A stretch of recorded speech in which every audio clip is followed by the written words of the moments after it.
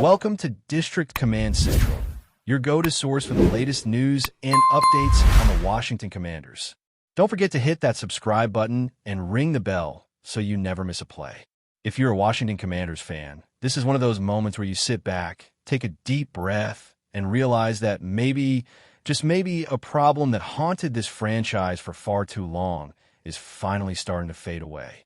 With only one game left on the schedule, the season itself is almost in the rearview mirror, but in reality, this is where everything truly begins. This offseason is going to define the direction of the franchise, and everyone inside the building knows it. The decisions made over the next few months will tell us whether the Commanders are finally ready to take a real step forward or if they're still stuck in that frustrating cycle of patchwork fixes and half measures that fans know all too well. And right at the center of all of this is General Manager Adam Peters, a man with a long to-do list, a ton of pressure, and now, perhaps, one fewer headache than he expected.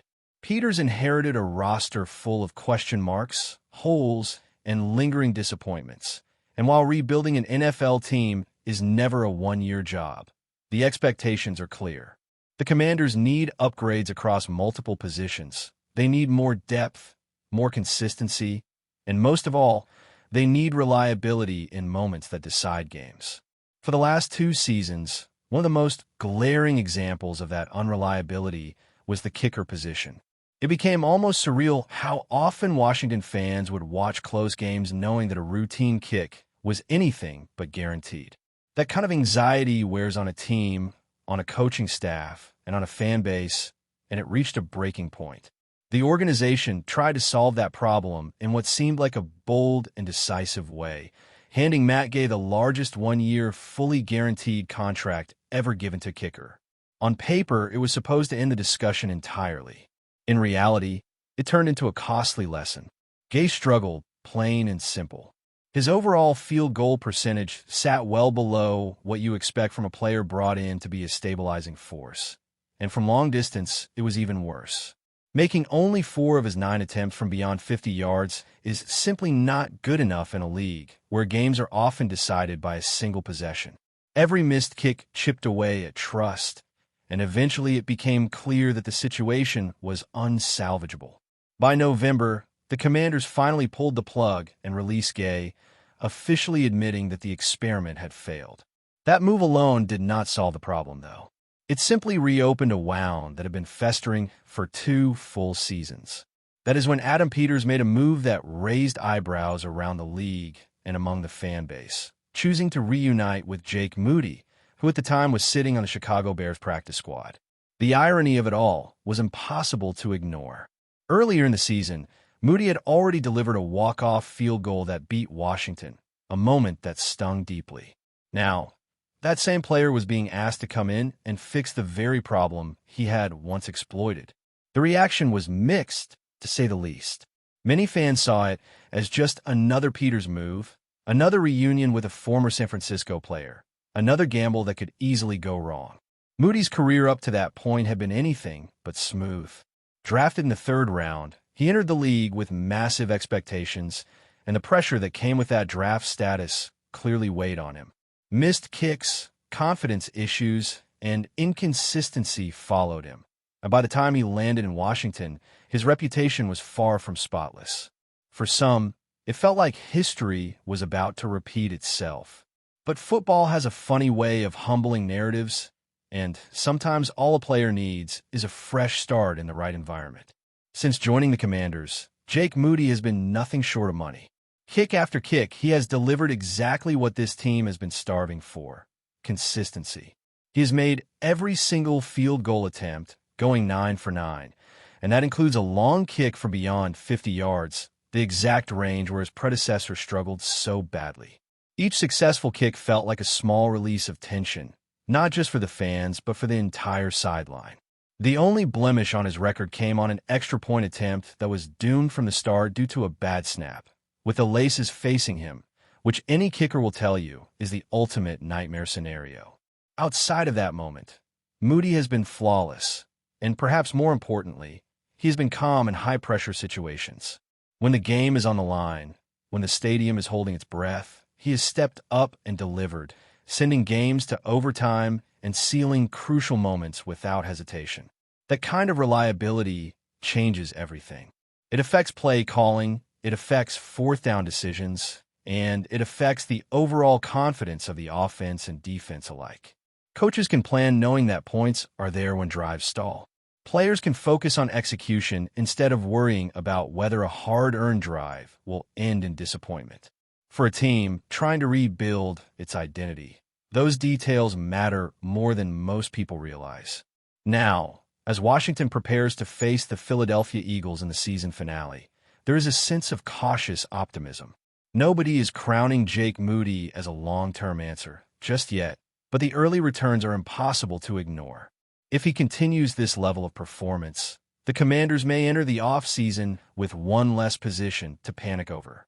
That alone would be a massive win for Adam Peters, who already has to juggle salary cap decisions, contract extensions, roster cuts, and potential additions across the board. Speaking of the offseason, Washington is expected to have plenty of salary cap space to work with, which makes getting these smaller decisions right even more critical. When you have financial flexibility, every dollar saved by not overspending at one position can be reinvested elsewhere.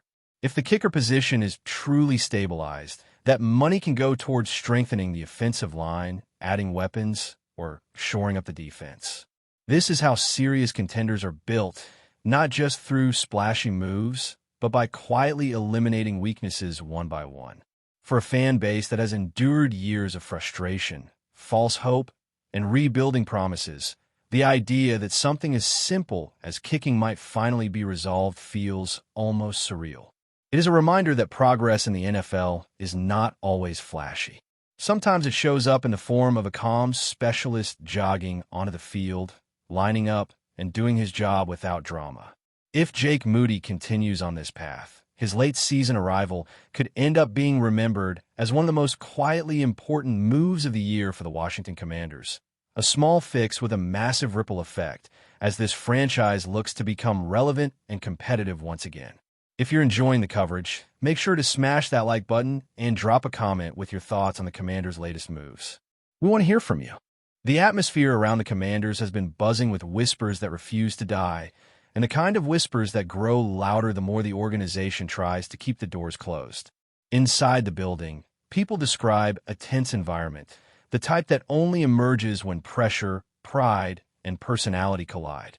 At the center of it all is head coach Dan Quinn, a figure known publicly for his controlled demeanor, but who, according to those close to the situation, finally reached a breaking point.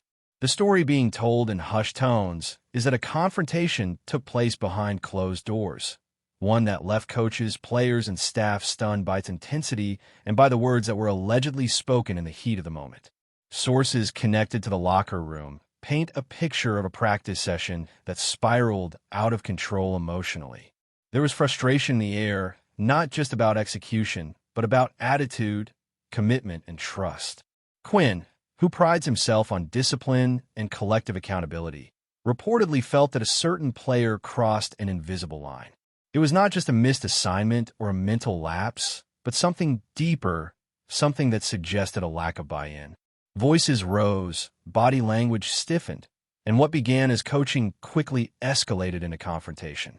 In that moment, according to the rumor, Quinn lost the calm tone he usually maintains and let raw emotion take over. The phrase that has been circulating since then is chilling in its simplicity. The coach is said to have made it clear that the player in question would not see the field under his command again, allegedly stating that he does not play with him anymore. Those words, if truly spoken, represent more than anger. They suggest a definitive rupture, a message not only to that individual, but to the entire roster. In a league where authority is constantly tested, such a declaration carries enormous weight. It signals that no amount of talent can outweigh what the coach perceives as betrayal of the team culture he is trying to build. What makes this rumor even more intriguing is the silence that followed. No official clarification, no carefully crafted statement, no denial strong enough to fully extinguish the fire. Players were reportedly tight-lipped when asked, choosing their words carefully, glancing around before answering. Some spoke about accountability and standards in vague terms. Others emphasized unity, but none directly addressed the alleged blow-up. That silence has only fueled speculation, because in environments like this, silence is rarely accidental. It is often strategic, a way to let emotions cool while decisions are weighed behind closed doors. People close to the team suggest that Quinn felt backed into a corner. His authority, they say, had been subtly challenged over time, not just by this player, but by circumstances that tested his control over the locker room. Injuries, inconsistent performances, and the relentless scrutiny of a passionate fan base had created a volatile mix. In that context, the confrontation was less about a single moment and more about accumulated frustration finally finding an outlet. For Quinn, drawing a hard line may have felt necessary, even if it came at the cost of public controversy and internal discomfort. There's also talk that this episode sent shockwaves through the roster. Veterans allegedly understood the message immediately, recognizing it as a warning that standards would be enforced without exception. Younger players, on the other hand, were said to be unsettled, suddenly aware of how quickly trust can evaporate at the highest level. Coaches on the staff reportedly spent hours afterward trying to steady the group, reinforcing the idea that discipline and respect are non-negotiable pillars of the program. Whether that message lands as intended remains an open question, and one that could define the trajectory of the team moving forward. From an organizational perspective, the situation places management in a delicate position. On one side stands a head coach asserting control, demanding alignment with his vision. On the other stand a player whose status, contract, or influence could complicate any swift resolution. Rumors suggest that conversations are happening at multiple levels, weighing the long-term implications of supporting Quinn unequivocally versus seeking a quieter compromise. In professional sports, such power struggles often shape careers and franchises alike, even when the public never learns the full truth. Fans, meanwhile, are left to piece together the narrative from fragments and tone shifts. Some applaud the idea of a coach standing firm, seeing it as a sign of strength and leadership. Others worry about instability, about what happens when emotions override calculated decision-making. The phrase attributed to Quinn has already taken on a life of its own, circulating online, debated endlessly, interpreted as both righteous and reckless.